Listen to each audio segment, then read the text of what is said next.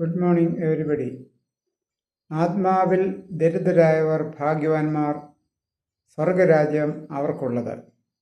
ദുഃഖിക്കുന്നവർ ഭാഗ്യവാന്മാർ, അവർക്ക് ആശ്വാസം ലഭിക്കും. സൗമ്യതയുള്ളവർ ഭാഗ്യവാന്മാർ, അവർ ഭൂമിയെ അവകാശമാക്കും. നീതിക്ക് വിശന്ന് ദാഹിക്കുന്നവർ ഭാഗ്യവാന്മാർ, അവർക്ക് തൃപ്തി വരും.